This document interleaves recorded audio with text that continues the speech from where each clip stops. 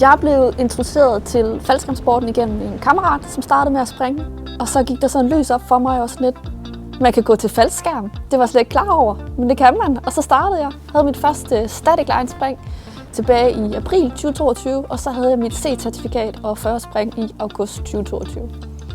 Jeg hedder Fie. Jeg er 35 år. Jeg bor i Aarhus, og jeg startede med at springe i faldskærm tilbage i 2022, og siden da har jeg lavet 734 spring. Faldskærmssporten giver mig rigtig mange ting, så det er sådan en hel essens af forskellige oplevelser og kammeratskaber, og jeg synes, det er dejligt det her med at komme ud i naturen. Man er rigtig meget udenfor, når man springer i faldskærm, og man kan komme til at springe nogle helt fantastiske steder. Man behøver ikke kun at springe i Danmark. Jeg har også været i Norge og i Spanien.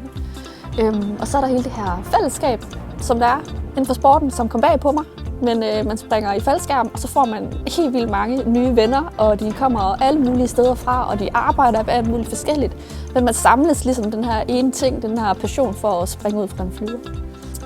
Min favoritdisciplin inden for sporten, det er freefly, hvor man egentlig er i frit fald i alle mulige forskellige positioner. Man kan vende opad og med fødderne nedad og med hovedet nedad, hvis det er det, man vil. Så det, freefly, det er helt klart noget, jeg synes er fedt. Det er rigtig dynamisk, og man kan virkelig mange ting.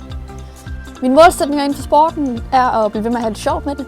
Blive ved med at udvikle mig og blive ved med at opleve noget nyt, møde nye mennesker og springe med forskellige nye mennesker. Jeg synes, at Project Sky Girls er et mega fedt initiativ. Jeg har rigtig mange gode venner, og mændene er søde og rare, men det kunne være fedt med nogle flere veninder. Jeg kan jo se, når jeg kommer til udlandet, der er mange flere kvinder, som springer i forhold til herhjemme, og det kunne godt tænke mig, at nogle flere kvinder fik øjnene op for, at faldskærmssporten det er for alle.